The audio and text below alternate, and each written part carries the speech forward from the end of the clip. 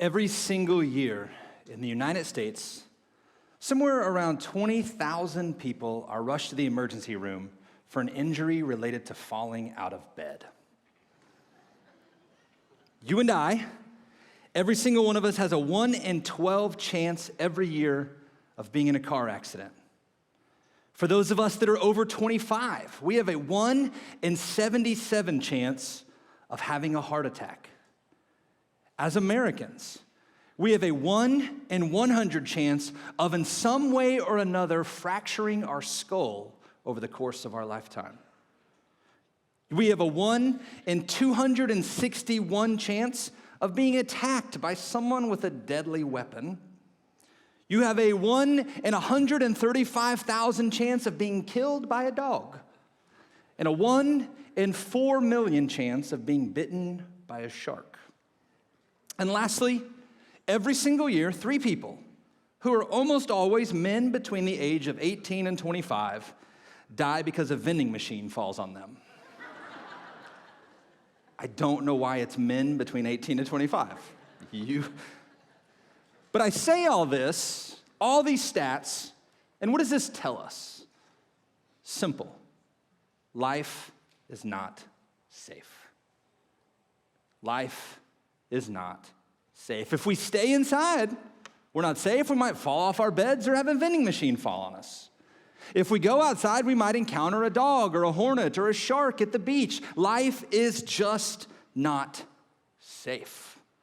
Now, here's the dilemma with this, and the thing that I find interesting or maybe fascinating about this is that life is not safe on one hand, and on the other hand, you and I, for the most part, there are some exceptions for some of us, but for the most part, we love it when things are safe and predictable. That feels like a dilemma. I want to pause for a second and say welcome to all of our campuses, to everyone joining us. If you are joining us for the first time today, I want to give a special welcome and just say we're so glad you chose to spend your Sunday with us here at the Mount. And I want to maybe, and personally, if that's okay, personally invite you back next week as we celebrate Easter across all of our campuses at Easter weekend. And so it's going to be a fantastic time together as we worship and as we open up Scripture and as we dive into the story of Jesus and how that changes everything about us. If the Mount, across all of our campuses, the Mount is your church home, I want to take a minute just real quick and kind of encourage you with 2 things centered around 2 of the values that we have here at the Mount, the value of invite and volunteer. And I just want to say, man, you guys as a church are incredible inviters. And what I know is that especially around Easter, maybe Christmas is the only other time, there are people in your circle of influence who are more receptive or more open to receiving an invitation to church. And so I just want to encourage you to continue doing what you already do, to continue inviting. We've got a fun weekend next weekend. We're going to celebrate, and I encourage you to maybe invite someone, a coworker, a neighbor, a friend, or someone like that. And the other value is volunteer. And I would tell you, if you call the Mount your church home and you are not currently volunteering, I would encourage you to maybe kind of dip your toes in the water next weekend for Easter. Just to give you some context of that, across all of our campuses, on any given Sunday, we have around 3,000 people. Next weekend, we are anticipating upward of 6,500 people. So as you can imagine, yeah, you can clap for that, but as you can imagine, that means there are a lot of new volunteer opportunities. And so if you are not regularly volunteering, I'd love for you to maybe kind of test the water on Easter weekend and see if maybe God wants you to be with kids for a long time. You never know. So, but maybe test that out. And so there's a QR code on the seat back in front of you. You can scan that QR code, or you can stop by any of the guest services desks at any of our campuses, and one of our current volunteers will help you take that next step and get ready for Easter weekend. And so this morning, though, we are in week 3 of a series titled Moments. And over the last couple weeks, for those of you that have been here, we've been looking at 4 significant moments in the life of a guy from the New Testament by the name of Simon Peter, or just Simon or just Peter, depending on the word you want to use there. And as a recap, you'll remember that we've said that Peter, or Simon Peter, just like every single one of us, just like each and every one of us, he had these significant or defining moments in his life. Things that when Peter experienced them, he was different. And you and I have these on quite a regular basis, depending on where we are in our spiritual journey or how old we are. We might have had more of these defining significant moments than other people, but we've all had them. And some of these moments are not physical moments. Maybe it's a moment where something happens and it changes a part of us. We think differently about a situation. Our perspective is shifted. Our emotions are different. For some of us, maybe it was when we got married or when we had our first kid or when we started dating that person or when we got that first job or that new job or that perfect job or when we retired. But there are these moments in life that are defining and significant in our life in such a way that when we go through them and come out on the other end of those moments, we would say a part of me was changed. A part of me was different. And what we said through this series is that we all experience these defining moments that can change a part of us. The truth or the reality is that a moment with Jesus changes everything. It changes everything. And for those of us that have surrendered our lives to following Jesus, we've experienced these moments where we encounter or have an interaction with Jesus or his Spirit, the Holy Spirit, in such a way that everything about us changes. Maybe it's that moment you first gave your life to him. You first recognized him for who he was, the Son of God. And you would say that the person that you are now is nowhere even close to the person you were. Everything about you changed. Because a moment with Jesus changes everything. And we see this all throughout Scripture, example after example of people all through the first 4 books of the New Testament. And we see this especially in the life of Simon Peter. And one of the ways, in my opinion, that Jesus changes everything about us is that through a relationship with him, not only are we, and I'm going to say a word and I'll backtrack, are we saved from something, but we are invited into something. What I mean by that is when we give our trust to Jesus, when we surrender our life to him, when we enter into a relationship with him, we are saved from something. And that's what many of us focus on in those initial salvific moments, right? We think of, I am saved from eternal punishment. I am saved from eternal separation from God. I am saved from this thing that's going to happen in the future, either when I die or when Jesus returns, whenever that is. I'm saved from that. And that's great and all, but I think for many of us, that's something in the future. It's later. We don't necessarily think about that as much all the time. And what I love about the story of Jesus is not only does he save us from something, but he invites us into something now, this life, right where we are. And what does Jesus invite us into? In John chapter 10, verse 10, he says it this way. He says, the thief or Satan or the devil or the enemy comes only to steal and kill and destroy. His goal is to take God's creation, his perfect creation, you and I as human beings, and to draw us away from God and to trick us and deceive us into stepping outside of the moral will of God. But he says, I, Jesus, came that they may have life and have it abundantly. You see, the invitation to follow Jesus, yes, you're saved from something one day, but you're also invited into an abundant life now. You're invited into this life that is different. You're invited into this life that is far from normal, this life that is extraordinary or extra or above. It is something spectacular, something more, something abundant. And don't miss this, because what I love about this is not only does Jesus invite us into living this abundant life, but he also knows that living this abundant life might be hard and it might be difficult and it might be frustrating. So not only does he invite us into it, but he gives us the power or the ability to actually live it out. In Acts chapter 1, verse 8, it says this, when he's talking to his followers before he leaves, he says, but you will receive power when the Holy Spirit comes upon you. You will receive the power you need to live this abundant life that I'm calling you to live. He refers to the Spirit as the helper at times. Even in the Gospel of John, when he's talking about this, and they've seen Jesus perform all these miracles, Jesus says, listen, all the things I have done, the life that I have lived, you will do even greater works than I have done, because he invites you into an abundant life. Now, unfortunately, for many of us, and maybe it's just me, maybe it's not you, maybe it's just me, but I think we long for safety. and security and predictability. And so what happens is we sort of hold back because of fear.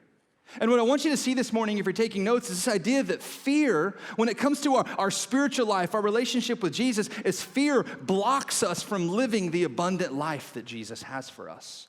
Fear sort of limits our capacity and our ability to live the life that God has for us. It holds us back. It limits us doing the things that he has called us to do, because when we are afraid, we'll find out in a little bit, we hunker down and we just hold our ground. And so what I want to do this morning is look at another moment in the life of Simon Peter where he's confronted with this kind of fear-filled moment, and he has to kind of decide or choose between a life of living by fear or living the abundant, miraculous, extraordinary life that God is calling him to. And so we're going to be in Matthew chapter 14. To set the context, you need to know that Jesus has just done something incredible. He has just finished feeding 5,000 people. If you remember the story, those of you that have been Bible scholars for a while, Jesus and his friends, his followers, Jesus is kind of teaching on a hillside near the Lake of Galilee, and his followers are worried about the crowd getting a little bit unruly because they don't have enough food for them. His sermon has been going on so long. Some of you know what that feels like, but he is going through this, and he recognizes that their stomachs are growling, and so like, we're going to feed them, and they look in their basket, and all they realize they have is 5 loaves of bread and 2 little pieces of fish. And so Jesus tells them just to begin passing it out. And so for those of you that know the story, they begin breaking the bread and passing out fish. And every time they do it, they just keep finding more and more and more. And there's plenty for everyone to eat. Now, at the end of this, him and his disciples, his followers, are tired. As you can imagine, they've just heard a really long sermon. They've been working. They're tired. It's been in the sun. They just passed out food to a large crowd, and they were stressed and anxious about each time they stuck their hand in the basket. Would there be more? Would there be enough? And so they're tired and exhausted. And Jesus sort of tells them to go and do something. And we'll pick up in verse 22 and 23 where it says this. Immediately after this, Jesus, what did Jesus do? Say this with me. All right, Fredericksburg, great job down there. So Jesus insisted that his disciples get back into the boat and cross to the other side of the lake while he sent the people home. After sending them home, he went up into the hills by himself to pray, and night fell while he was there alone.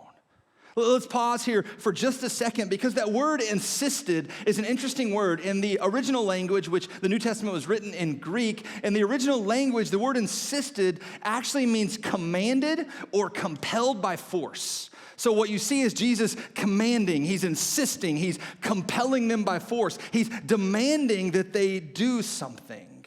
What? That they get in their boat and head out into the lake, the Sea of Galilee.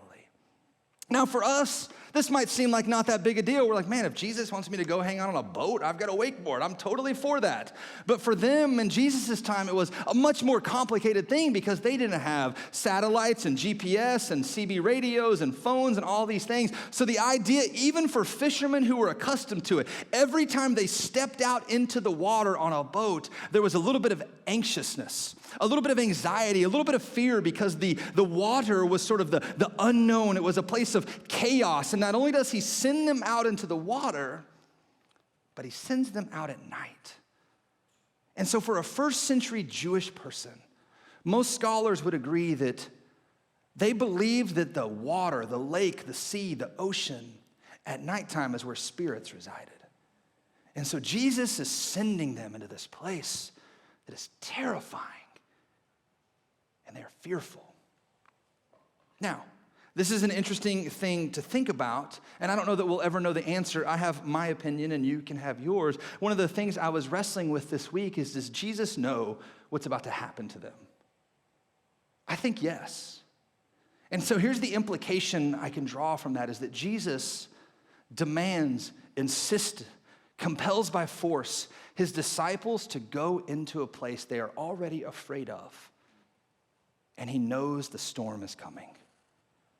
And I don't know about you, but it seems like so many of my times in my life, I want to avoid every storm or every difficulty that comes my way. But what I see here in Scripture is maybe perhaps there are moments where Jesus intentionally, purposely sends us into storms because he wants to do something in our faith and have us experience a moment that we may not experience otherwise. And so verse 24, it continues.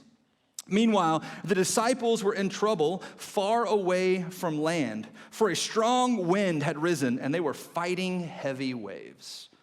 So this storm just sort of comes out of nowhere, right? And this is fairly typical of this region of Israel, where they might have a kind of a quiet day, and then all of a sudden you're out on the lake, and all of a sudden a storm comes rolling in. And what I love about this storm is it doesn't say that a torrential downpour occurred.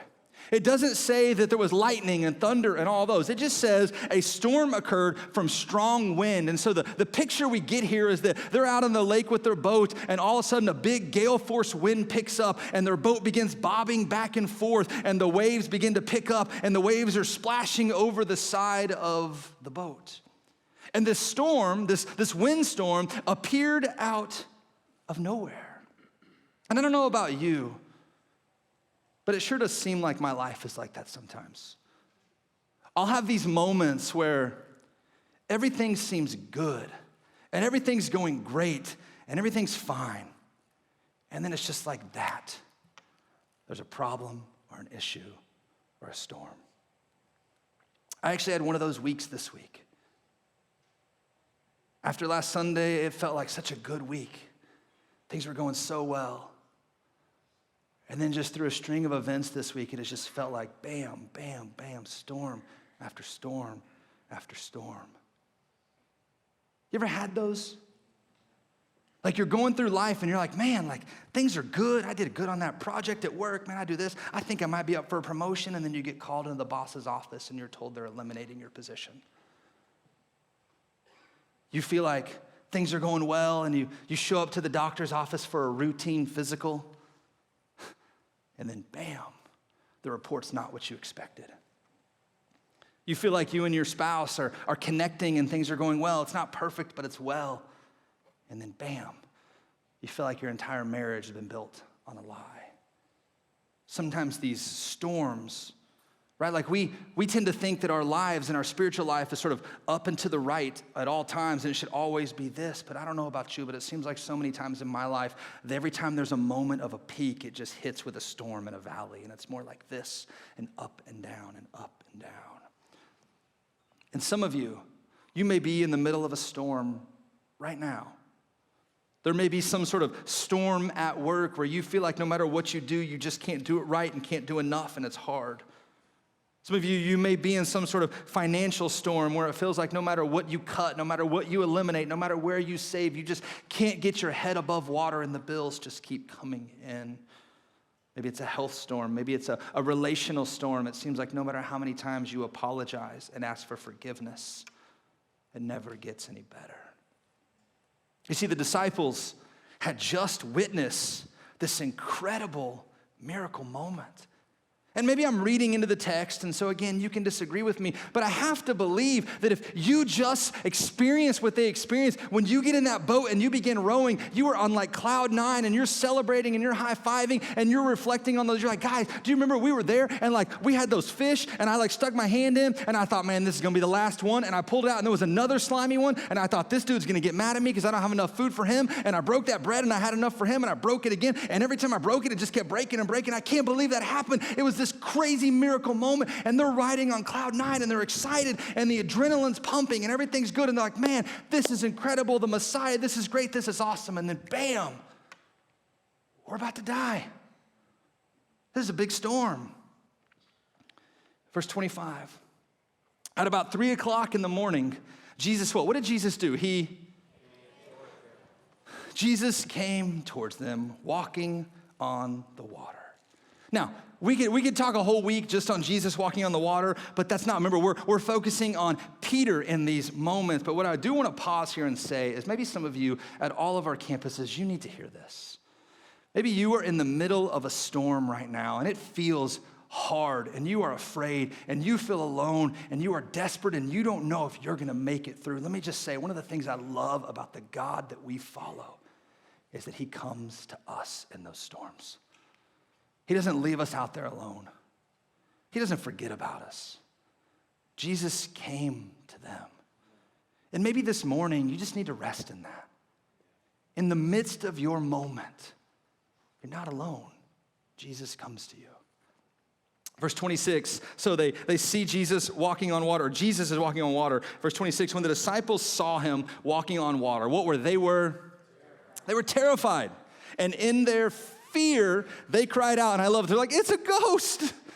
I love this, right? Because we're like, oh, why did they? Remember, this is a place where they thought spirits resided. And they're literally in the middle of a windstorm and their boat's bobbing back and forth and the water's pouring over the sides. And they see this figure off in the distance with his flowy robes because the wind's blowing. And I don't know if he's like casually walking or if he's like high stepping it on the water. However, he's walking on the water. And this is impossible. They had every right not to expect a human being to walk on water. Yes, we have 2,000 years of interpretive history. But if we were in that moment, I guarantee you, every one of us would have been like, holy cow, it's a ghost. Like, what else explains this apparition walking in the water? And they're freaked out and they're terrified about this. They're like, how could this ghost be out here in the middle? They're terrified. This is impossible, and they're afraid. Now, remember what we said fear does to us. It blocks us. It stops us from living the life that Jesus has invited us into. It stops us from living this abundant life. And Jesus knows this. He knows the damaging effects that fear can have on our lives. And so immediately, don't miss this, he doesn't hesitate. Immediately he speaks to them. Verse 27, it says, but Jesus spoke to them at once and said, do not what? Do not be afraid. I don't know about you, but if I was in the boat, man, like, I've been in church world long enough, right? Like and listen, we're all, like, we've been in church, like, pastors love to say, hey man, just don't be afraid. Like, don't be afraid. I've been in church world long enough when someone tells me, like, just don't be afraid. You're like, right, but like, that's not helpful. Like, don't be afraid, thanks. That's like telling your kids something and they're like, I don't know, like, don't be afraid. Like that's like picture being the disciples in the boat. Like, you're here in the boat, right? You're holding down the waves, the wind that's rocking back and forth. You see a ghost walking towards you, and the ghost cries out, don't be afraid. You're going to be afraid. It's a ghost on the water. Telling you not to be afraid does not eliminate your fear. And so it'd be very easy for me as a pastor to say, man, listen, you got these moments in your life where they're full of storms and difficulties. Just don't be afraid. Just trust. Just don't be afraid. And you're like, Adam, have you seen the news? Like, it's an election season. Have you seen the economy? You don't know the doctor's report I got. You don't know what we're going through. What I love about this is Jesus doesn't just tell them to not be afraid. What we see is actually kind of the way we overcome fear in our lives. And I want you to see this. We overcome fear with faith. We overcome fear with faith. Listen back to verse 27. Jesus says this, don't be afraid. And then he says, take courage. Why? Because I am here. Now, some of your translations may say the phrase, it is I. But regardless of the translation, the verbiage here that Jesus is using in the New Testament language as he points back to the Old Testament language, he's reflecting back and using language of a story that happened in the Old Testament book of Exodus.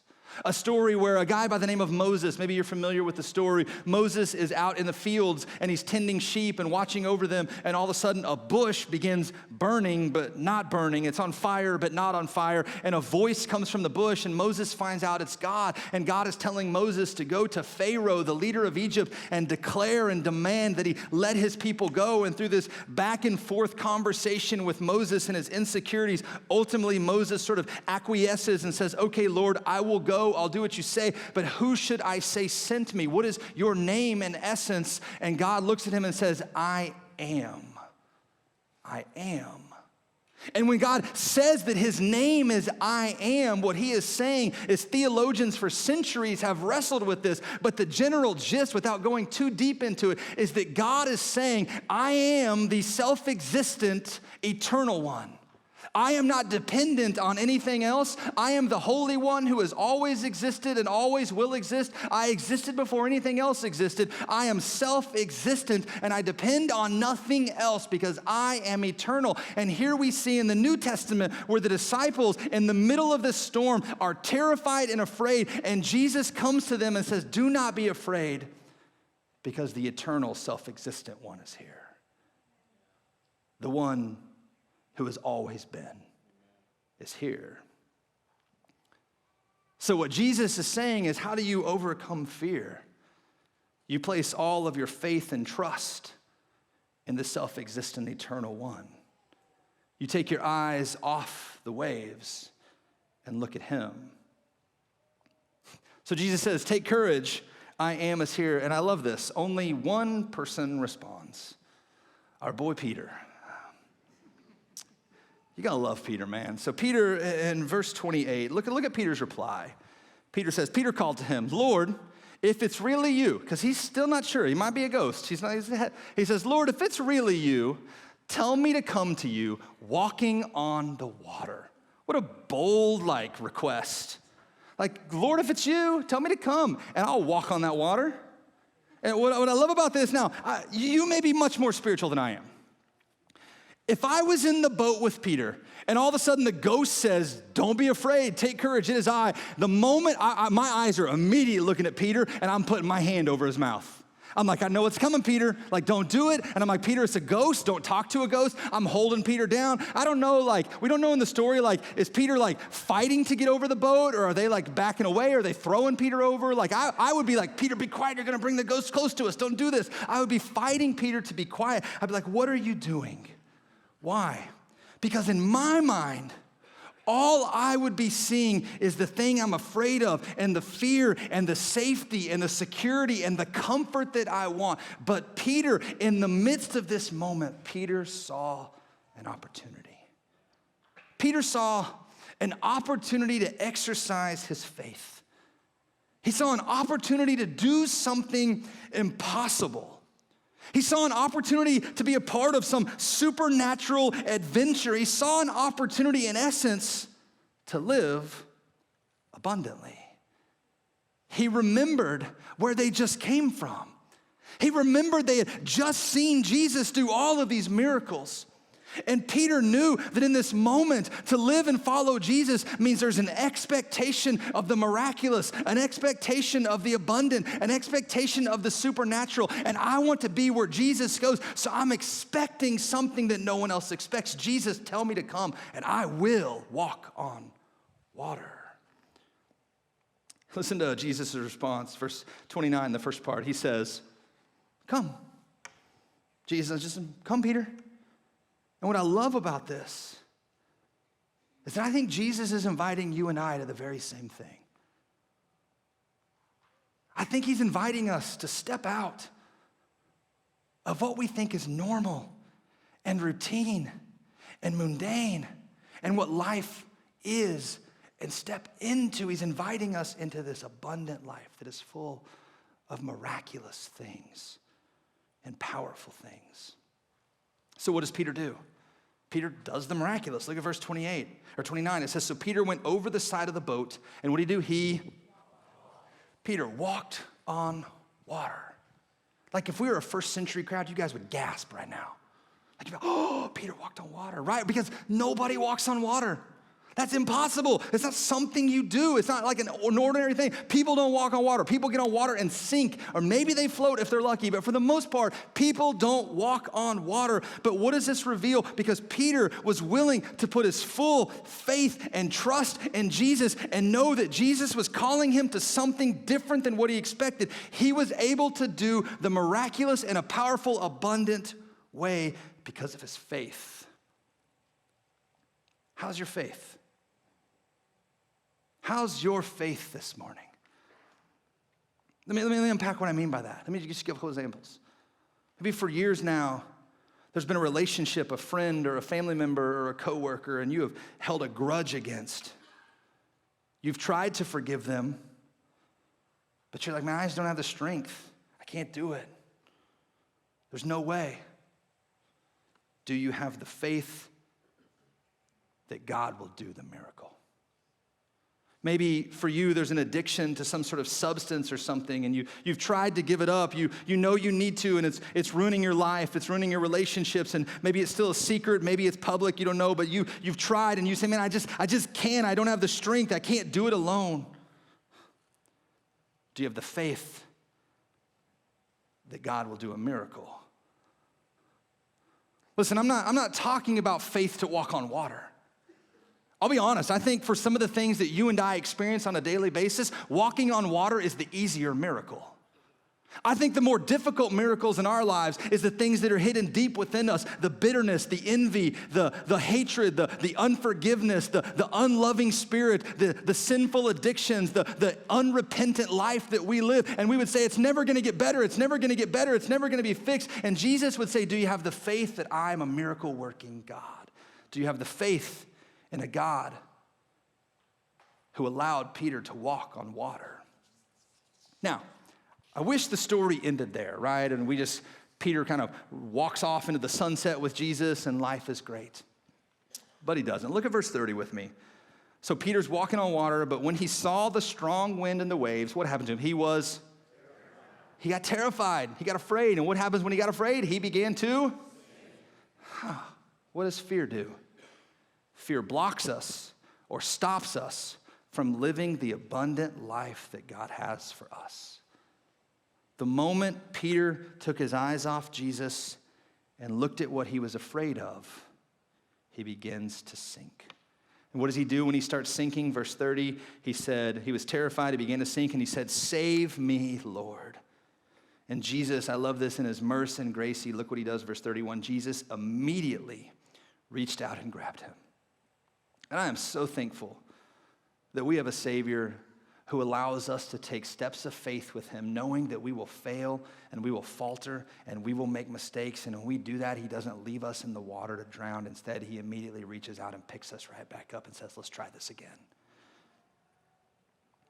And then, so he picks him up and he looks at him. And look what Jesus says to him in verse 31. It says, so Jesus immediately reached out and grabbed him. Go to the next part. And it says, you have so little faith. Jesus said, why did you? If I was Peter, I'd be so mad at Jesus right now. No, listen to the context, right? Peter is like soaking wet in the water, and Jesus is like, why you got so little faith? I'd be like, what about the dudes in the boat? They didn't even get out. I got out. Come on. They got no faith. At least I got a little faith, right? That's not a bad thing. They're over there hiding in the boat, cowering down. There's a ghost. Don't go out. And I'm over here in the water sinking. I got out. They didn't. Peter, I'd be so mad at this. As a side point, though. So here's what I want you to see, though. So many times we read this story and we say, man, Peter, you failed. Peter, you sunk. If you'd have just kept looking at Jesus, you wouldn't have sunk. Listen, Peter did not fail. He succeeded. What do I mean by that? Peter walked on water. I don't know if you know this, but there are only two people in the history of the world who can say they've walked on water, and one of them is a God. Peter succeeded. He got out of the boat. He walked on water. When everyone else was in the boat hiding and afraid, he got out and did something none of the other disciples did. And here's what's important. How did he do it? How did he do this miraculous thing in his life? How did he do this thing that was impossible? It wasn't because he was strong enough. It was because Peter, in that moment, fully trusted and had faith that when he took that step, that Jesus and what Jesus had for him was so much better than what he was leaving in the boat. And so here's a question. Would you have stepped out? Maybe a way to think about it is this, and I'll unpack this. This will make sense in a minute, but a question for you to ask yourself is this. What's your boat? What's your boat? What do I mean by that? I mean like a literal boat. What I mean by that is every single one of us in some level or another, and you may not recognize it, but every single one of us in some level or another have a boat. And a boat, like it did to the disciples, is our place of perceived safety. It's our safe space. Like, think about the disciples. They are in this storm, and the wind is blowing, and the waves are crashing, and they're in the boat, and they're holding onto the oars, and they're safe, and they're secure. Like, if we just stay here, we can get through this, we can make it. And Peter's like, I'm going to leave the safety of the boat and step into the unknown and do something abundant and differently. And you and I, we have these places we construct that are our safe spaces that we say, if I can just hold on and be here, then everything will be okay in life.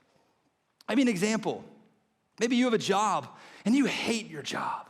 Like, you just don't like it at all. But it pays the bills, and it's safe, and you'll get a decent retirement. And so you endure for the sake of safety. Maybe you have a situation in your life, maybe you are dating someone, and you're like, I don't really like the person. Like, there's some things about them that are not great, but it's better than being alone, right? Because if I'm alone, I don't know who I am. And I'll endure because of the safety I get in this. What about friendships? And I'm not talking just teenagers. I'm talking those of us that are 30, 40, 50, and 60 years old. We might have some friendships in our life that we know, man, this is not the best thing for me right now. But it's safe. They know us. We're secure. And the idea of stepping out of that and going and finding new friends at that age is terrifying. Maybe for you, it's a habit. Something that you keep turning to over and over and over again, knowing it's harming and hurting you. But when you are engaged in it, when you are doing it, the rest of the world ceases and you feel safe and secure. Here's a question. As you consider your boat, this place of perceived safety, will you step out? Right, like remember, you can live your life in fear like the disciples, huddled down in the boat as the waves are crashing around, holding on to the oars, being like, it's a ghost, I can't go, I can't do this. And you can go through your whole life like that and just hunker down and be afraid and have your safety and everything be good. Or you could go on the adventure that Peter went on, and you can live the abundant, miraculous life, and you can take that step out of your safety into the unknown, and you will have no idea what God is going to do in your life, but you will look back and you will tell stories after story like Peter did. I have to imagine that, man, Peter told that story over and over again, so much that they probably hated it. Like, every time they talked, they was like, yeah, but did you get out? No. Oh, I sunk, but did you even get out? No. Where were you at? Oh, I was on the water for a little bit, but you weren't even on the water at all. Look what I did. If there was a trophy for water walking, me and Jesus would have it. That's it. Guess what? I got out of the boat. Listen, I don't want you to end your life safe. I want you to end your life abundant, miraculous, and powerful. Because here's what will happen, and here's why this matters. What will happen as a result is something that always comes from exercised faith. Take a look at verse 33, or 32 and 33. When they climbed back into the boat. Now, I don't know if like Jesus went over to Peter and like touched him, and Peter stood up and was able to walk back to the boat. In my mind, Jesus like grabbed him like a lifeguard and was pulling him through the water over there and sort of like threw him into the boat, right? It says when they climbed back into the boat, the wind stopped. Then the disciples, what did they do? I don't know if you know this is the first time in the recorded Gospels that the disciples worship Jesus. Why?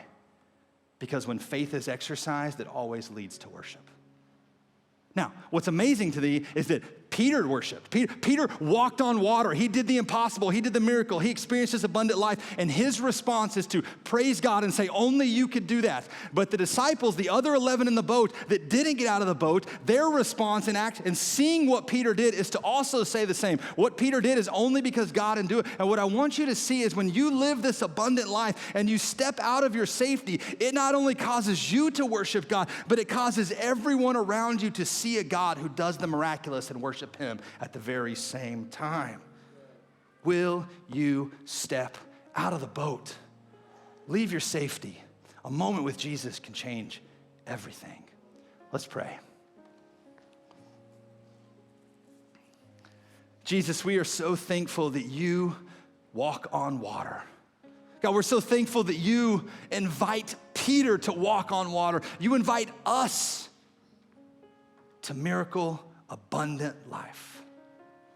God, I pray for myself and for all of us here that we would not settle for the safety and fear in our lives, that we would live abundantly, knowing that you are a God who will do the miraculous in us and through us.